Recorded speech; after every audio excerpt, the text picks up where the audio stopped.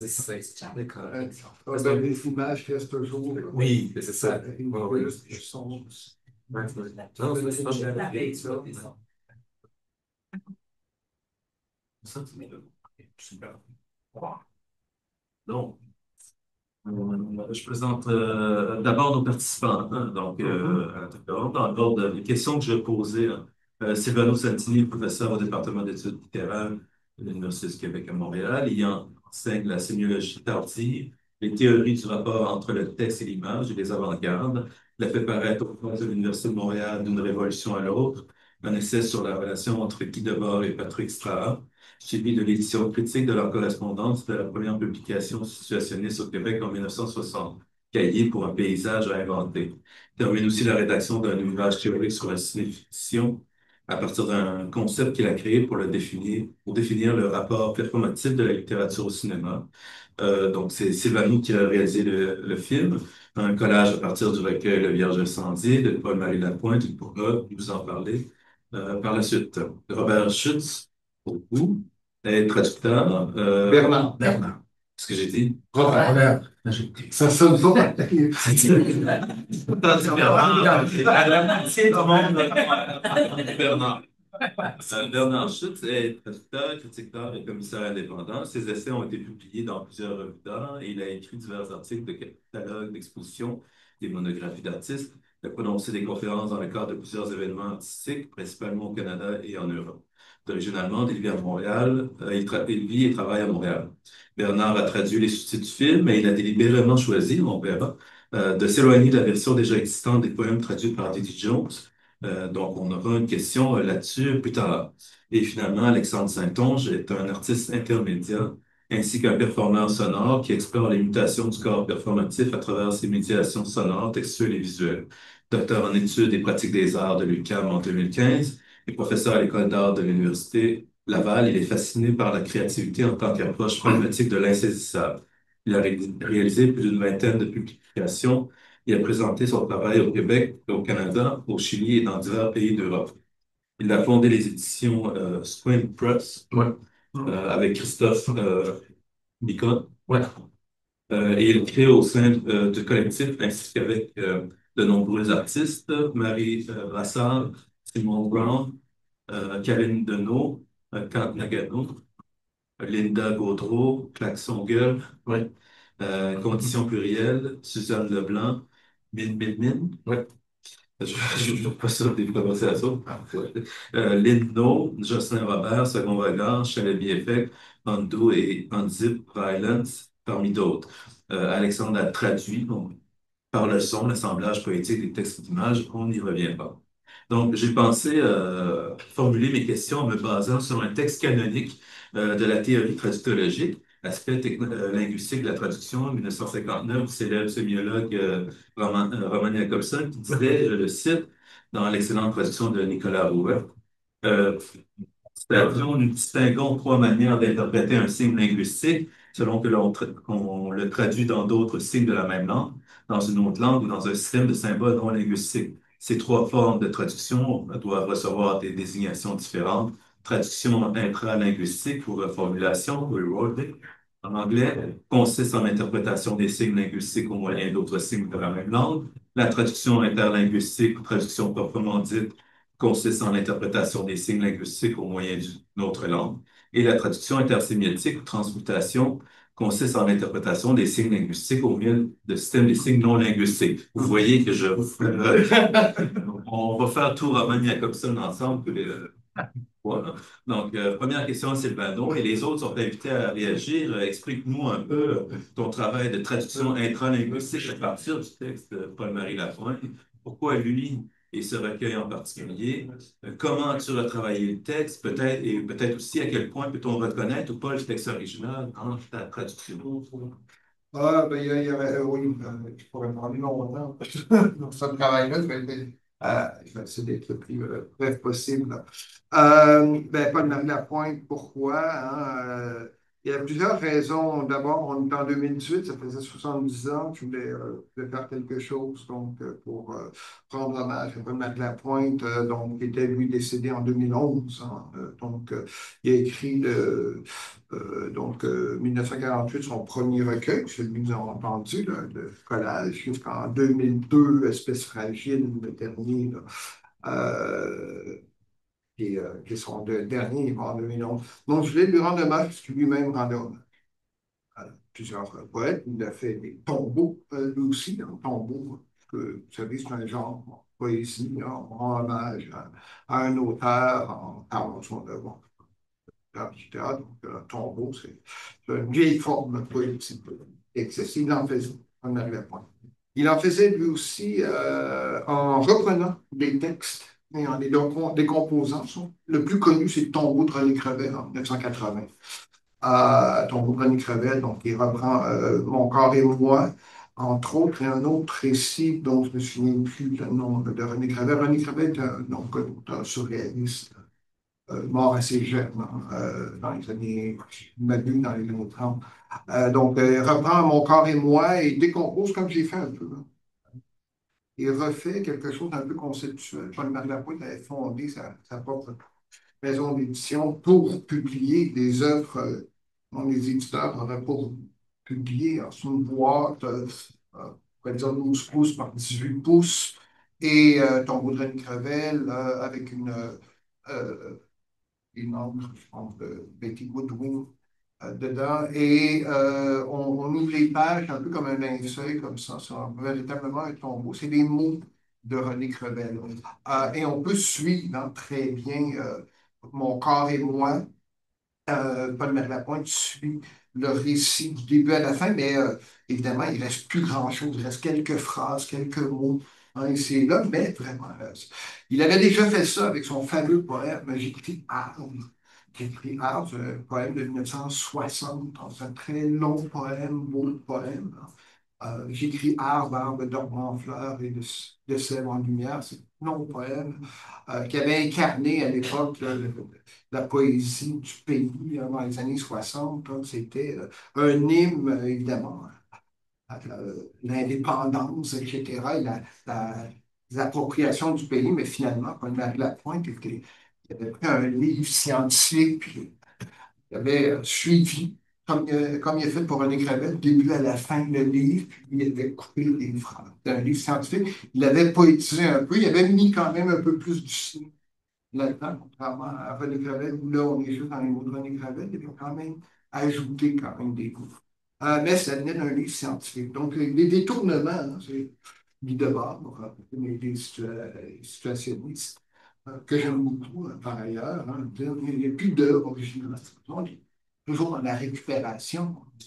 La question de l'originalité, voilà, n'est plus tout à fait une question. Entre, euh, déjà, le recueil aussi, le dernier incendie est fait sur le modèle de l'écriture automatique. Je l'ai dit, j'ai écrit sur le modèle. Donc, de l'écriture automatique, c'est ce qui fondait le surréalisme.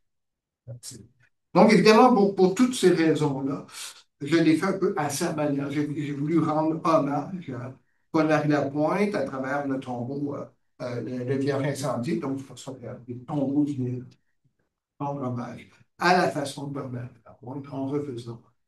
Comment j'ai procédé après? J'ai essayé de jouer beaucoup, je ne sais pas si vous l'avez entendu, hein, parce que c'est un recueil où le corps se décompose beaucoup. On a des mots aussi sur la page, hein, mais on n'a pas vu le recueil. Là. Les corps, hein, il y a comme un côté un peu de décomposition dans ce recueil-là, quelque chose d'un peu violent. Même une section qui s'appelle les crânes scalpés, là, voilà, dans le Berger incendié. Donc, il y a quelque chose comme une décomposition, mais il y a aussi un je sais pas, message d'espoir à travers tout ça, un retour vers une création, quelque chose comme ça. Donc, j'ai voulu jouer beaucoup sur ces deux pans-là. Par moments, il y a des vers assez durs, assez violents, de décomposition de corps, et à d'autres moments, il y a quelque chose comme une espérance qui s'entend, même si c'est léger, hein, une recomposition, une création. Là. il y avait ça. Il y avait aussi, évidemment, un rapport à la ville, que vous avez sans doute entendu. Et ensuite, j'ai retenu les vers qui m'interpellaient le plus, hein. J'ai travaillé pendant à peu près 2 mois à réciter les vers, à les apprendre et à choisir ceux qui sonnaient le plus. J'ai découpé aussi, hein, par moments, c'est carrément juste des mots. J'ai laissé aussi juste des mots. Donc, évidemment, il y a des vers hyper connus, comme je serai toujours de l'autre côté de la force, un vers qui est connu en poésie québécoise. Donc, lui, j'ai quand même laissé. Donc, il y avait des choix comme ça entre des parties très connues de ces poèmes, des vers très connus, et d'autres que j'ai repris. Donc, je me suis laissé aller, on peut dire, à la sonorité, les vers les plus beaux, ceux qui m'évoquaient le plus de choses. C'est ça, effectif. Et voilà, donc ça, c'est la genèse du projet. Je voulais, aux dernières choses aussi, qui était assez important, je me disais, si Paul Marie-Lapointe, j'ai écrit ça à 18 ans, comment je pourrais redonner à lire ça à des jeunes de 18 ans? Moi, ils n'ont pas 18 ans, les interprètes, ils ont 24 ans. Bon, 24 ans. Si jeunes. Bon, ils ont été très impressionnés par la police de Montmerlin, ils ne connaissaient pas. Donc, je me suis posé la question, où est-ce qu'on pourrait lire, que les jeunes pourraient se réapproprier la poésie de Paul-Marie Lapointe? Puis, ben, moi, je sortais de 2012, là, le Fermat et tout ça, la poésie dans la rue. Bon, les éminents, là, littéralement, c'est là. Et j'ai filmé un peu, bon, la Rodrigue Jean, la caméra à la nuque, j'ai filmé en 2012, caméra à la nuque comme ça. C'est un clin d'œil aussi à ça. Et dans la rue de l'eau, caméra à la nuque, ça vient un peu de ces inspirations-là. J'ai filmé à Pointe-Saint-Charles pour la plupart, à part à la fin, où tu as Pointe-aux-Trembles, puis dans le champ des possibles, là, qui est à Saint-Henri. Là. À part ça, c'est tout. Paul-Saint-Charles, c'est un quartier qui gentrifie beaucoup. Il y avait encore beaucoup, ça a vraiment changé, hein, depuis. J'ai tourné ça en 2018, là, sur le tourné, puis ça a changé beaucoup. Beaucoup de terrains vagues comme ça qui sont devenus des maisons aujourd'hui, qu'ils ont traversées. Je suis un interprète, donc je travaillais beaucoup, vous l'avez vu, aussi le contraste entre ville et herbage, arbres, tout ça, là, ce gros contraste-là, j'ai voulu là, assez, c'était assez voulu là, donc, là-dessus. Donc, et bon, plein d'autres choses sur le processus euh, texte-image également. Donc, j'ai des recherches sur les textes-images. Donc, comment mettre en image de la poésie. J'avais vu un film en 2014 de Simon Beaulieu sur Gaston Miron qui est sorti de ce film-là. Si on ne peut pas filmer la poésie de même. N'importe quoi. On parlait de Gaston avec des couleurs flash, le son. Vous avez entendu l'ambiance sonore. Moi, j'étais content quand j'ai présenté le film à ça. Il m'a dit, je ne peux pas beaucoup intervenir là-dessus, hein. Tant mieux, tu as compris ce que je veux. Mais je connaissais quand même ce que ton travail aussi. Je suis sûr qu'il va t'aider. Je ne voulais pas une musique qui vient nous casser les oreilles, là. Donc, ce film-là, bon, en partie en réaction à Simon Beaulieu, j'ai fait quelque chose de très sobre. Évidemment, je l'ai voulu comme ça. Quand j'ai enregistré les voix, ça a été très difficile avec les trois interprètes qui voulaient toujours mettre de l'accent. Ils avaient lu les poèmes, je les avais fait lire. Ils essayaient de mettre de l'intention, de l'affectivité. Je dis, non, non, non, il faut que ce soit comme espèce de machine qui vit de très neutre, hein, et les trois à la même vitesse, là, ils ont produit en même temps. Là, j'ai pas venu en même temps. Donc, c'était un travail assez. Je suis en train de faire un autre film sur Barry Huguet de la même façon, là, que j'aime ça. Mais là, je vais m'arrêter, mais sur ce modèle-là. Travailler sur un film pareil. Et peut-être pour le noir et blanc, Oh, le noir et blanc, bon, là, ça, c'est mon fantasme. J'aurais voulu faire le film. Après aussi, le double négatif. Ben, j'avais beaucoup ce que le double négatif faisait à l'époque.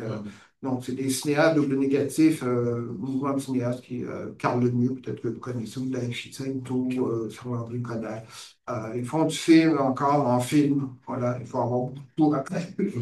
Aujourd'hui, c'est compliqué. Autour d'André Habib aussi, là, à l'Université de Montréal, qui est un ami. J'aurais aimé tourner, c'est en noir et blanc, ça a été une fantastique. C'est tout. Peut-être la couleur, le noir et blanc, je voulais pas de couleur le Simon Bouly. C'est l'idée de sobriété, une Oui, sobriété. c'est une très grande sobriété. Je pense. Donc, on peut continuer peut-être une deuxième série de questions. Cette fois-ci, la traduction en tant que telle, la traduction proprement dite, pour Bernard. Et les autres, encore une fois, sont invités à réagir. Parlez-nous peut-être du processus de traduction dans ce cas-ci. Pourquoi ne pas avoir utilisé la version déjà disponible?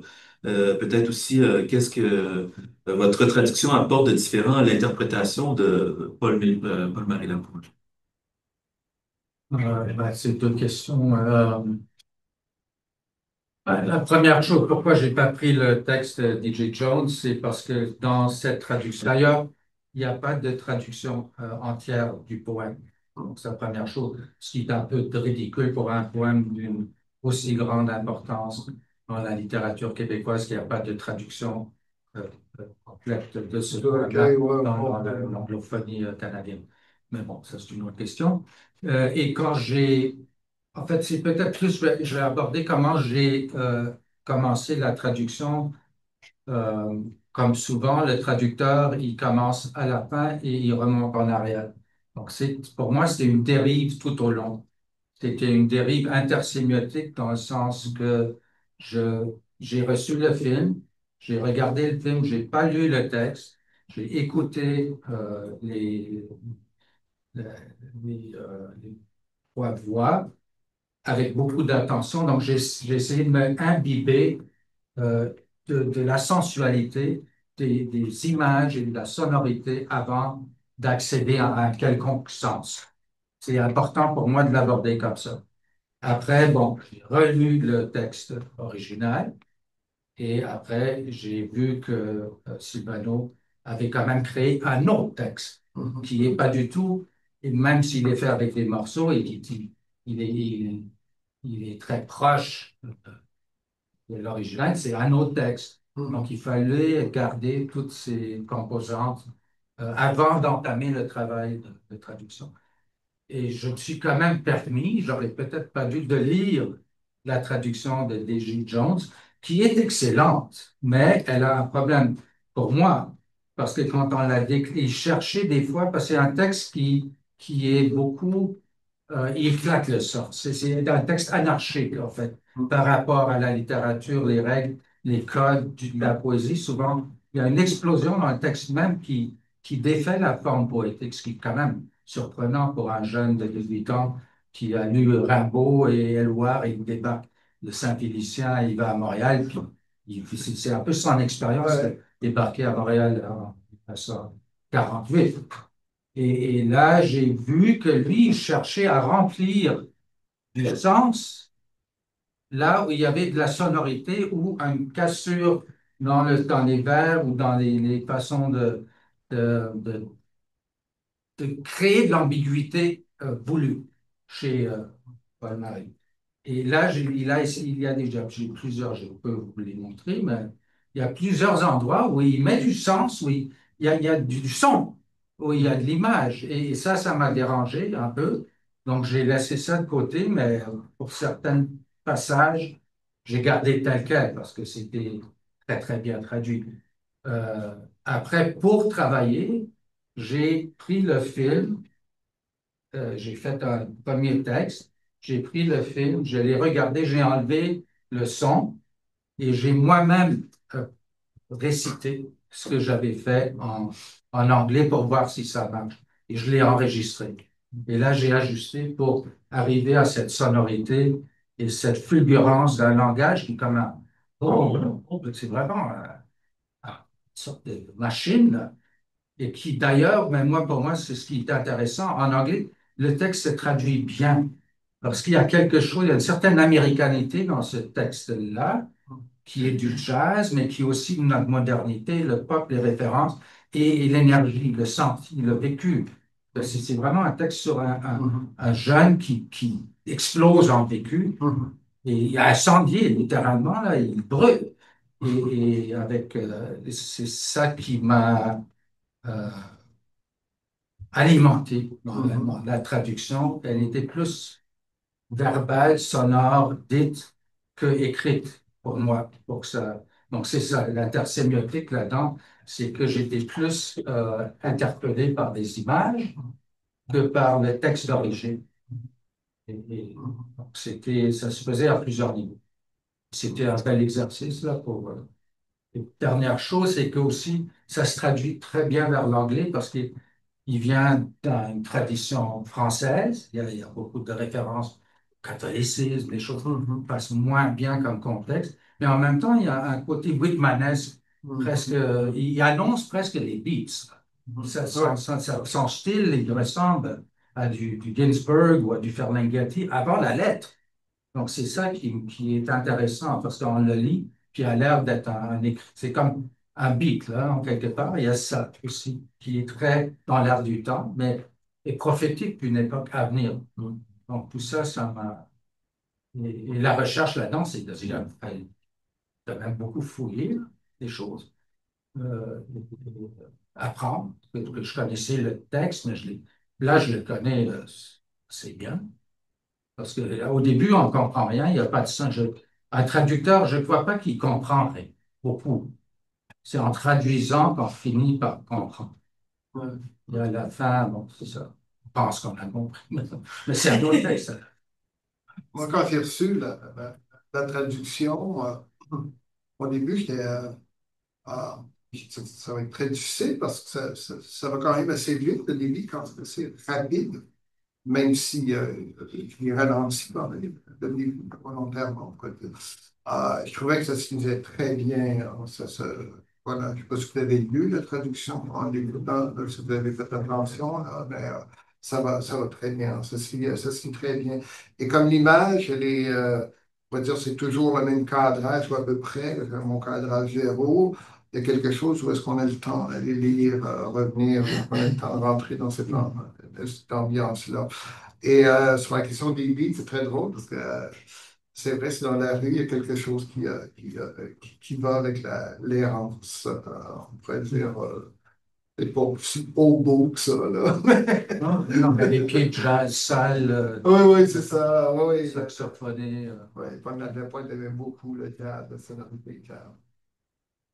Ce qui est intéressant aussi dans ce que vous dites tous les deux, c'est qu'on a l'impression, donc, ta volonté, c'était de recontextualiser peut-être dans le Montréal contemporain, alors que là, on a une espèce de recontextualisation inverse où on réinterprète Paul-Marie Lapointe au moment où, en 48, Oui. donc, il y a une espèce de jeu historique entre deux époques.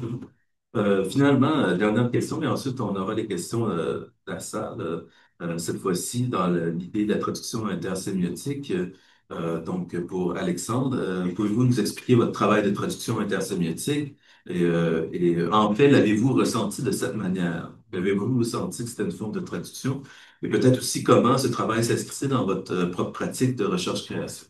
Oui, oui. Ben, en fait, la question de la traduction, c'est un peu complexe. Dans le fond, vous avez remarqué, c'est comme une de mes conceptions sonores les plus minimalistes que j'ai faites, là. Parce que justement, quand Sidney m'a donné son film avec les voix, puis j'ai enregistré et tout, j'ai écouté ça, puis je me suis dit, il peut pas avoir de musique là-dessus, ou du moins, comme tu soulignais, si on, j'avais peur que ça teinte une forme de, il y avait une belle sobriété, justement, puis une neutralité, puis je voulais garder ça. Ben, à un moment donné, je me suis dit, il faut juste trouver un concept vraiment précis pour que ça ait l'air de faire quelque chose. Fait que là, je me suis dit, pour vraiment être heureux par rapport au processus, je me suis dit, je vais aller justement à Pointe-Saint-Charles, donc j'ai fait des enregistrements de terrain, de ce qu'on appelle des field recording communément. Donc, j'ai fait plusieurs prises de son, comme ça, puis je me suis dit, je vais travailler à partir de cette prise de son-là, mais puis justement, vu qu'il y a beaucoup de rapports à ce qu'on tu disais, la décomposition, ou quelque chose de ce type-là, je vais faire une entropie du son, de ces prises de son-là qui vont être déterminées par, dans le fond, une moyenne déterminée par les trois voix. Dans le fond, j'ai comme pris les trois voix, puis j'ai fait comme, j'ai retranscrit tous les textes qui étaient narrés par les trois voix, puis dépendamment de la ou du positionnement de la lettre dans l'alphabet, bon, un A jusqu'à, bon, Z26. C'est tous les chiffres, j'ai fait une moyenne de tous les chiffres par les trois voix, puis ça a déterminé comment j'allais décomposer le son. Dans le fond, j'ai ralenti le son en relation à une moyenne des trois voix liées au texte. Vous voyez, je me suis pas du tout fié ni à la sonorité ni au sens, mais seulement une moyenne des lettres qui Mm. cumulaient. Fait que un truc un peu à la Olympien, là, mais très simple, direct. Puis là, ça a déterminé ça. Puis après, je jouais juste sur créer une espèce de traduction plus de l'atmosphère de chaque lieu. Fait que c'est un environnement, donc bon, donc c'est un enregistrement sonore urbain, décomposé en lien au texte. Puis après, c'était de le doser vraiment pour entendre, comme des fois on entend il y a certains événements qui arrivent qui viennent Mm. camoufler un peu la voix, mais ça donnait donc ma Mm. limite au niveau, encore une contrainte, c'est-à-dire les sons qui étaient le plus forts.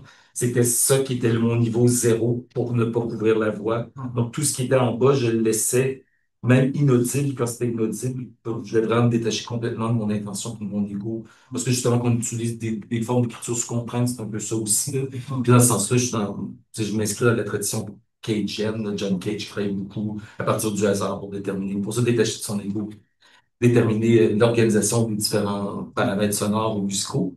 Fait que c'est vraiment de même que j'ai procédé et je dirais que mon inspiration principale, tu sais, justement, tout à rapport à cause des environnements urbains, donc c'est complètement un autre truc, mais une de mes conceptions sonores préférées au cinéma, c'est la conception de la bicyclette pour Eraserhead de David Mm. Lynch, qui était constitué en fait seulement de field recording fait dans la tuyauterie de maison. Donc c'est juste des field recording ou des enregistrements de terrain de tuyauterie. C'est juste des variations, dans le fond, de ça et d'électricité, de variations.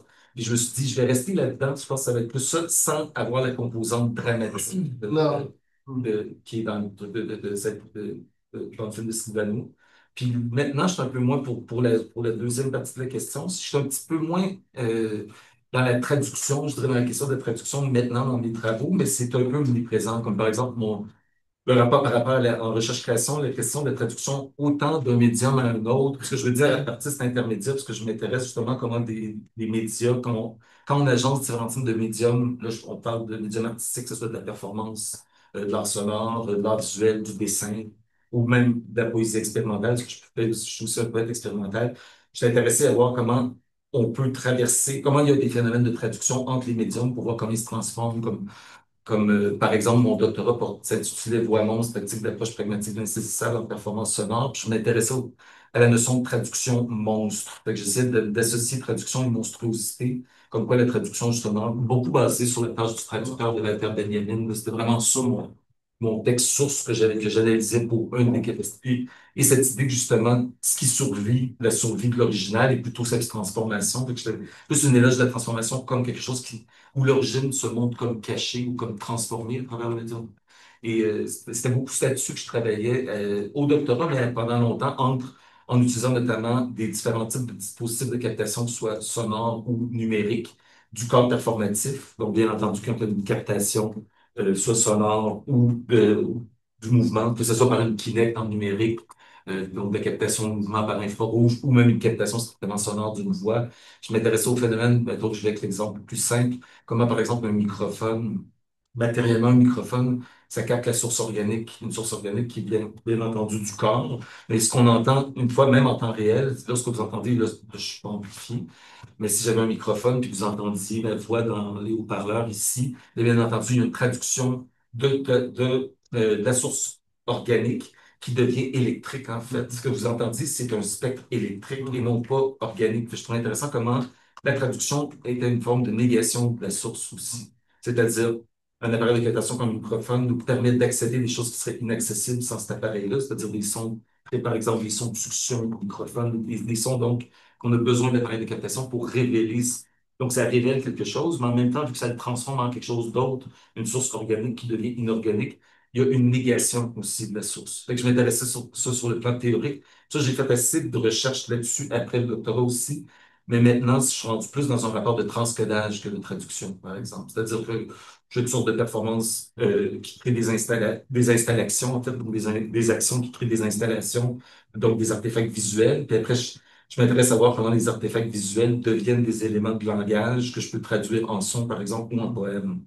Fait que la traduction est là, je pourrais vous donner plein d'exemples, mais il y en a trop, le projet. Mais par exemple, là, j'ai une maison laboratoire que j'appelle ma maison laboratoire psychédélique, qui est comme une deuxième peau, qui traduit toujours ma présence en temps réel dans ma maison en spec sonore. C'est-à-dire, si je vais aux toilettes, je tire la chaîne. C'est fait que dans le fond, j'amplifie les viscères de ma maison en mettant des micros en vide sanitaire, des caméras. Puis là, je traite ça en temps réel électroniquement. Fait que je vis toujours dans une maison augmentée. Donc ma présence est toujours amplifiée, déformée. Et ça, c'est ça. Ça peut créer des phénomènes d'hallucination. Mais ça, comment une hallucination, en fait, c'est quelque chose qui est une forme ça crée des artefacts psychiques qui sont des formes de traduction ou de gentilité avec le réel, mais où le réel, on le modifie complètement dans un rapport délirant avec le réel. Fait que c'est un peu pour stimuler des expériences psychédéliques constantes dans la vie de tous les jours. Fait que tu vois, la traduction est rendue plus là, ouais, plus proche d'une forme de mysticisme, en fait, là. Je me laisse traverser par des forces qui m'altèrent constamment. Ouais. Vous comprenez pourquoi j'ai demandé à C'est très drôle parce que quand je suis arrivé avec ce film-là, le film était fait hein, quand j'ai présenté à Bernard. Je connaissais Bernard, Alexandre, on avait fait travailler ensemble, on avait fait un colloque Oui, ensemble. oui. Mais à part ça, on avait travaillé. Et bon, dans les discussions qu'on avait, c'est aussi comme ça. Hein, si on peut aller loin dans le terme traduction, de si on peut aller jusqu'à là, j'avais envie de traduire un peu toutes les discussions, les discussions qu'on avait eues ensemble. Maintenant, allez, je vous présente quelque chose. Qu'est-ce que vous pouvez ajouter à ça? Ajouter à ça qu'il y a une très grande contrainte, parce que comme le dit Bernard, il y a quelque chose d'explosion, je ne sais pas, de la pointe, hein, il y a quelque chose de. C'est bien incendié, c'est quelque chose. Mais tout est en sobriété, tout est calme, tout est. Il y a quelque chose d'un ton posé, tout ça. Donc, il y avait, évidemment, derrière ça, il y avait un petit défi. Je connaissais quand même bien, j'étais sûr que c'était pour arriver à quelque chose. Malheureusement, le son était très mauvais ici. Non? Possible avec des subs, c'est mieux. C'est-à-dire des amplificateurs de basse. Oui, c'est ça. Moi, je le dis aux gens, écoutez-le avec écouteurs, là, vous allez avoir vraiment l'ambiance que vous créez, parce qu'ici, ça ne rendait pas compte de l'ambiance. Pas beaucoup, hein. Très, très peu. Le son était mort en plus. C'est dommage, mais évidemment, quand le son est on l'a en bonne capacité. On voit bien comment il accompagne. Là. Il y a vraiment eu là, il y a vraiment quelque chose d'organique, si on est dans l'électronique, avec l'image et la traduction aussi de Bernard. Là. À mon avis, va dans ce sens-là. Quand j'ai reçu, j'ai fait wow, il y a quelque chose de littéral là-dedans. Hein? Ça se lit bien. Parce que ça va pas assez vite, ça va pas assez vite, tout ça. Est-ce qu'on peut lire en même temps? Non, ça se lit bien. Donc, le jeu de la sobriété, enfin, c'est bien capté. Ou enfin, vous l'avez bien capté plutôt. Hein. Vous l'avez bien traduit, chacun dans votre, voilà, dans domaine spécifique, on pourrait dire.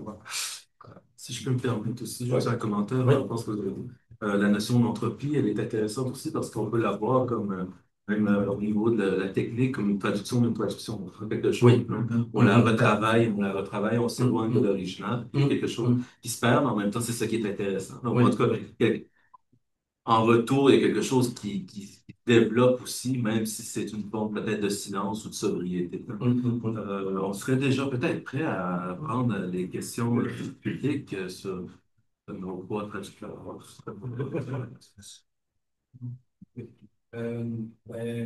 C'est vraiment un très beau film. Je trouve que c'était une belle d'amour à vivre. On se dit comme ça. Puis c'est incroyable comme Marc Lafont, que tu viens de les entendre comme ça, puis les associer aux images et au son. C'est vraiment magnifique. Puis j'ai deux petites questions connexes par rapport à la langue. En fait, je me demandais, probablement la question des accents qui semblent être français, de deux personnes qui utilisent, si c'était intentionnel, puis cette question-là en lien avec aussi la question de la traduction en anglais. C'était quoi l'intention de. S'il y a un rapport entre, pour comme ce que tu tu disais être un texte vraiment fondamental de la poésie québécoise, de faire lire en français, puis sous-titré. C'était quoi? Ben, deux choses sur les interprètes. Ben, j'ai pris ceux qui venaient à moi et ceux qui étaient prêts à embarquer aussi.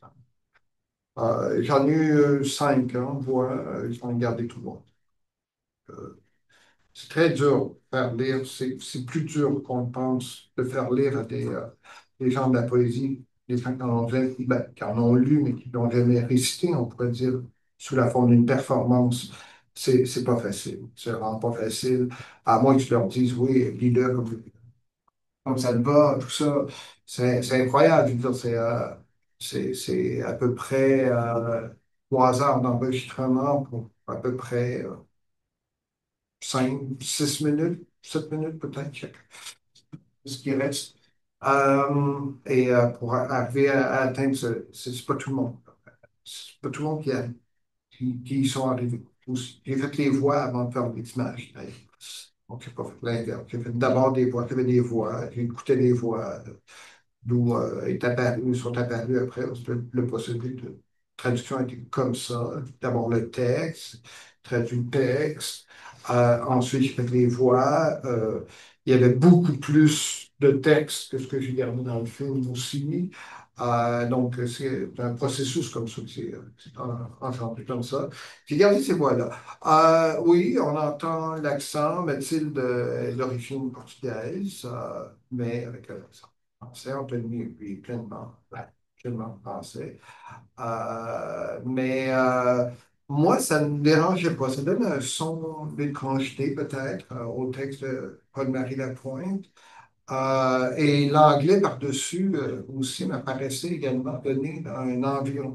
Quelque chose qui comment je pourrais dire, qui le déterritorialise un peu seulement du Québec. Surtout, c'est un poème, si vous l'avez lu, tu l'as lu, monsieur Jonas. Il n'y a rien de spécifiquement québécois, je pourrais dire, dans la langue, hein, contrairement à d'autres poèmes, là, on pourrait dire de l'époque. Je pense à Oda Covreau, là. Là, on est dans. Ouais, c'est ça. Pas j'ai pas non, j'ai pas Marie Lapointe, il y a quelque chose d'une langue qui n'est pas nécessairement là, québécois, même si ça a été publié en 48 avec la gang des automatistes, hein, ça a été publié sur la même presse des Refus global. Hein, c'est le même, j'aurais dû l'apporter que je le lis la première édition. La première édition, donc c'est le même format que le Refus global. Pareil, c'est sur la même presse, sur la rue. La défunte rue à Bruce, c'est à Pékin aujourd'hui, là, chez Cargo Pro. Voilà, c'est là qu'ils l'ont fait. Mais il y a quelque chose de pas spécifiquement, il y a quelque chose de cet appel à l'universel là, qui est dans le refus global. Il y a un appel universel maintenant très, très clair au hasard objectif, tout ça. Donc, ça ne me dérangeait pas de le déterritorialiser comme ça, de ne pas lui donner un ancrage nécessairement. Et surtout que Paul-Marie Lapointe, elle avait bien ri hein, dans son poème Arbre, là, on en avait fait le chantre de la poésie québécoise du pays, tout ça, puis il dit non, c'est Arbre autochtone du Canada. Canada. C'est pas du Québec. Hein. Et pas qu'il refusait ça, hein, c'est pas ça du tout. Là. C'est pas ça aussi mon but de désidentifier le Paul-Marie Lapointe du Québec. Au contraire, c'est quelqu'un bien ancré dans son pays. On le voit dans le sac. Là, il fait partie du paysage culturel, politique québécois. Mais ça ne me dérangeait pas. Ces sonorités-là, ces accents-là. Voilà. Ça avait été aussi comme là, je suis en train de faire un. J'ai fait les voix pour le film de Marie Huguet. J'ai une jeune interprète. J'ai supposé faire plusieurs voix. C'est tellement bon, je vais prendre uniquement sa voix. Et là, elle est pas. Ça me gênerait un peu plus, Marie Huguet, parce que Marie Huguet, on l'entend beaucoup. Elle a beaucoup lu, elle a beaucoup performé. Paul-Marc Lapointe aussi, mais il a très peu laissé, on pourrait dire, de traces de ses performances. Marie Huguet performait beaucoup.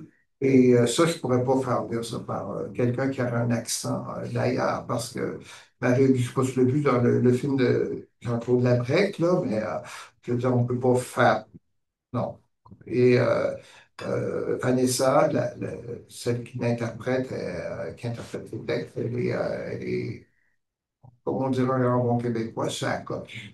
Ah, donc là, elle performe bien le texte. Toujours sur. Il va y avoir.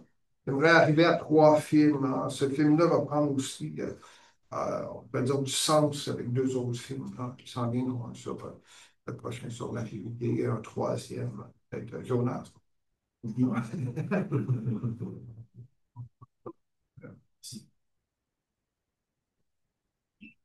D'autres questions?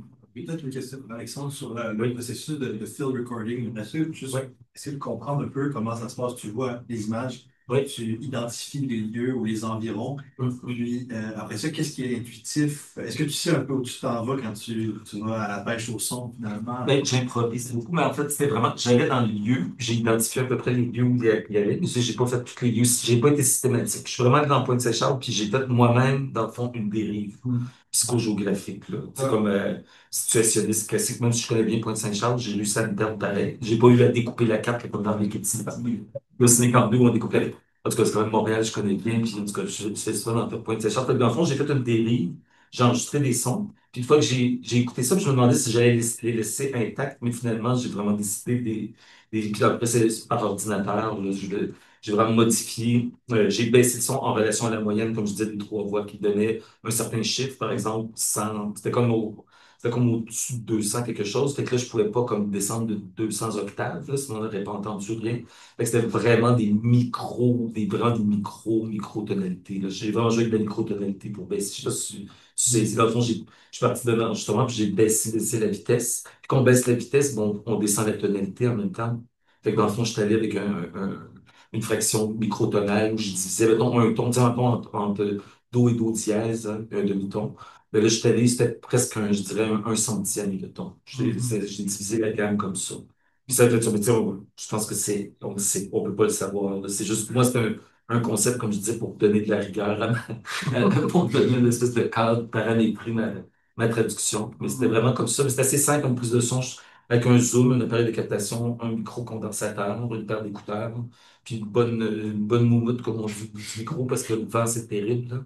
Et après, mais j'ai réussi, mais même s'il y avait eu du vent, je l'aurais tellement descendu, mais je sais pas, pour des gens qui font souvent de la captation sonore, ben justement, ce qui est énervant, c'est souvent le vent. Mais si j'avais eu ça, par exemple, comme problème technique, même si j'avais descendu beaucoup le son, vous auriez eu une trame sonore qui n'est pas comme en continu. Vous auriez eu juste ça aurait été très comme ça constamment. Puis moi, je voulais quand même quelque Là, chose plus à la displette, donc un drone. Donc un drone, donc un son tenu, un bourdon, on dit en français.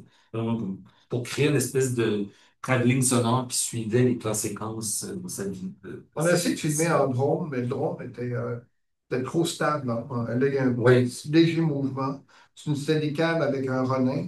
Un Mhm. Ronin, c'est quelque chose qu'on a peu ajouté à la Steadicam pour avoir encore plus de stabilité. On voit légèrement les pas, mais un drone, c'était. Oui, ouais. Là, il y avait quelque chose là, de beaucoup trop stable et statique Mais il y a un dans beau le temps. mouvement smooth de ça. Oui, c'est Ouais, ça. puis je reconnais un peu Rodrigue, plus un Rodrigue Jean de travail. Oui, c'est ça. Ouais, ouais, ouais. Il y avait cette idée-là, là. Parce qu'on traduit en plein de choses, évidemment. Il y a plein de références comme ça qui viennent Mhm. à l'esprit, oui, de travail de caméra à la nuque. Il est plus rapproché, par contre, hein. Oui, Rodrigue, quand oui, même à peu près souvent. au milieu du dos, Oui, effectivement. à Ouais. peu près. J'ai vu, Donc, oui, pour qu'on voit un peu comment tu peux dire, qu'on voit un peu Pointe-Saint-Charles, hein. ouais.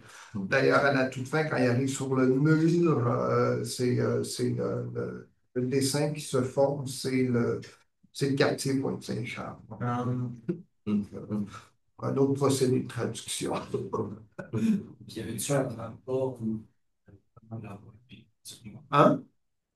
Est-ce qu'il y a un rapport avec la pointe et Non, non, non. Ah, Non, non, non. Il y a le temps Saint-Sauveur. Non, mais il parle beaucoup de la ville. J'ai laissé beaucoup de vers, hein, sur la ville. Le ventre et la ville, hein, c'est quelque chose, hein, on pourrait penser à Zola, là. Mais le ventre et la ville est très, très, très présent. J'aime bien, Belly revient souvent. C'est un beau mot qui revient beaucoup. Je l'ai même isolé, je pense, une fois. Donc, c'est voulu, hein, tout ça, c'est bien voulu. Et la ville aussi, je l'ai isolée. Donc, il y a un lien là, qui se forme, lequel, je ne sais pas, hein. Il y a un lien, non. C'est un poème d'amour aussi, hein. Il y a une scène d'amour où le corps se décompose et recompose. Là. Je pense que c'est tout ce travail-là que j'ai voulu laisser là, partie. Ce qui était des dérives, là, juste une question. Est-ce que tu es allé en dérive pour filmer? Ouais. Parce que tu es tombé sur des. Il y a quand même des graffitis. Ouais, non, non. Non, Non, j'avais fait beaucoup. Freecloud s'est choisi après. Oui, oui, non, j'ai choisi beaucoup. Ouais, ouais. J'ai allé marcher beaucoup avec mon assistant, François. François faisait son doc à l'époque avec moi là, sur les mondes possibles au cinéma, tout ça. Donc, il faisait lui-même aussi un peu de cinéma. Donc, on travaillait beaucoup ensemble pendant qu'il finissait sa thèse. Donc, j'aime ça travailler aussi. Il y a des étudiants qui participent de la recherche-création. Je les mets, qui fait participer beaucoup. On a fait beaucoup de repérage. Là, ouais. Okay. Par contre, quand on partait, bon, on part de ce point-là, on s'en va à ce point-là. Bon, OK. Euh, et on rencontre tout ce qu'on rencontre, même si regarde, OK, c'est pas grave. On est effacé aussi beaucoup. Là, à un moment donné, quand on est dans le champ des possibles, là, sur les party punk un peu. Ouais, Là, ouais, c'est des squats, là, comme ça, on les voit une part, il faut que je les laisse. C'était trop. La rencontre, parce que je voulais aussi des rencontres comme ça. Hein, je voulais. Les interprètes cherchent par moment où aller, je les laisse. Je dis, oh. Il dit oui, je vais où? Je dis non, non, parle pas. Tourne où tu veux, on te suit. Il y avait une vraie dérive. Là, il y avait une vraie dérive, mais j'avais quand même choisi certains lieux. Il y a beaucoup de. Parce que la poésie aussi de la ville se lit dans les graffitis. Il y a quand même plusieurs graffitis qui étaient de l'époque. Doucement, là, c'est très approprié. Là, Ouais. Hurler doucement, là, parce qu'il y en avait beaucoup. Mais dans le film, ça marche très bien. Et je voulais de longs plans séquences, évidemment. Je voulais éviter l'effet vidéoclip. Là, voilà. Non. Oui, j'avais une question pour Bernard. Parce que là, on est avec un film où on a de la poésie qui est récitée. Je me demandais, est-ce que tu sens une certaine, comment dire, presque insatisfaction, petite frustration de voir la poésie traduite, juste écrite? Est-ce que tu aurais aimé ça, l'entendre? Oui. Non, mais je veux qu'elle soit lue C'est ça, quand je la lisais, c'était pour halluciner qu'elle soit entendue. C'est c'est un texte qu'on lit, qu'on veut plus comme des leaders.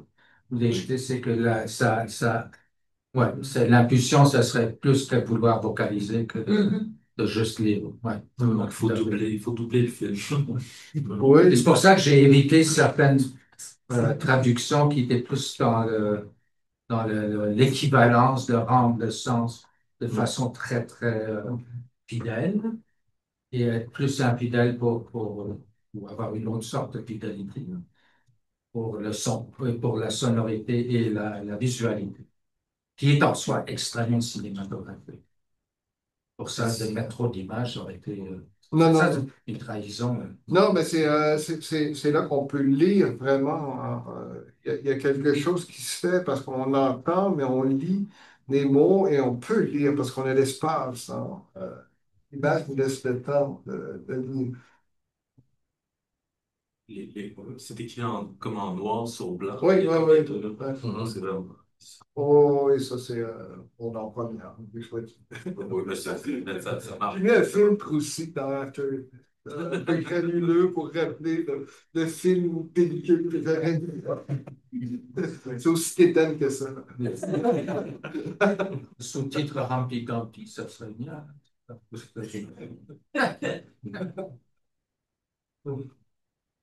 qu'il y a d'autres questions?